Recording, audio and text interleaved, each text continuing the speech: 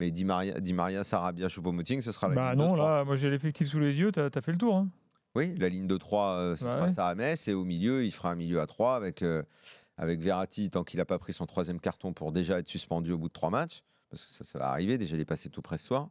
Et après, au milieu, oui, il va être obligé en plus probablement de monter un joueur au milieu pour continuer avec Gay, Verratti, plus 1. Voilà, on C'est pas démarre si sur les blessés. étoffé, mais oui. On démarre sur les blessés. Un mot Oui, quand il même faut sur. peut-être parler du match de ce soir. Voilà, Ouais, on va parler ouais. du jeu, parce qu'il y a quand même un score large au final, malgré toutes ces circonstances-là. Donc c'est quand même un match qui globalement Oui, a mais été maîtrisé. le problème Bon. du score là, c'est que c'est toujours la même chose.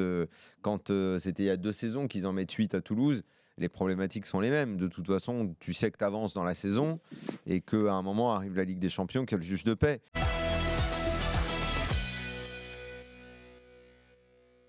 Effectivement, déjà obligé de dévier les débats et de te dire ah bah merde, donc tu as 2 joueurs importants qui risquent de manquer, peut-être ou en tout cas de ne pas être au top de leur forme pour le premier match de Ligue des Champions au minimum.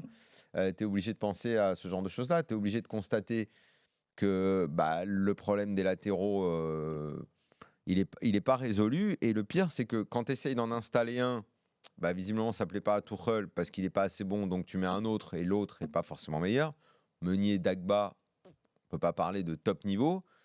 Bernat, sur ce genre de match, ça va, mais en défense à 4, on sait qu'il y a des problèmes.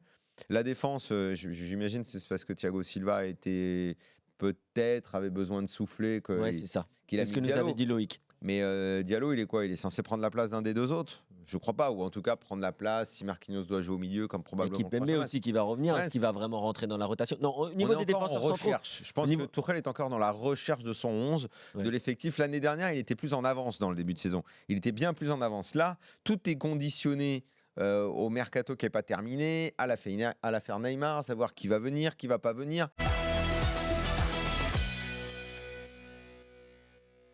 Gana Gueye, Marquinhos. Je pense que Choupo-Moting, on peut quand même le ranger dans cette catégorie de joueurs qui est là, qui a l'air vraiment d'apprécier son expérience au Paris Saint-Germain. De toute façon, s'il ne donne pas tout, que c'est celui qui fasse. Oui, donc, on est il d'accord. donne tout. Il déclenche pas mal de sympathie. Oui, ça c'est bien. Les gens, même à travers son énorme boulette de la saison dernière, ont vu, je sais pas, là-dedans, quelque chose de sympa. Maintenant, le côté sympa comme ça. On parlait du romantisme. Non, mais c'est malheureux, mais il y a un côté bouffon en fait. Oui, exactement. C'est ça qui est malheureux. Oui, il y a un peu ça. J'ai envie de dire peu importe, parce qu'avec Daniel. Du coup, le bouffon, c'est souvent un peu le chouchou. Mais Daniel, on parlait du football un peu romantique cet été. Oui, non, mais dans tous les clubs, tu as des mecs qui sont appréciés pour ça. Tu te rends compte où on est après, venu. si sur un gros match, il te rate 4 ballons et tout, parce que c'est lui qui joue, le côté sympa. Où on en est dans le football business aujourd'hui. C'est-à-dire qu'on en vient à pouvoir siffler un joueur comme Neymar et à acclamer un joueur comme Choupo-Moting.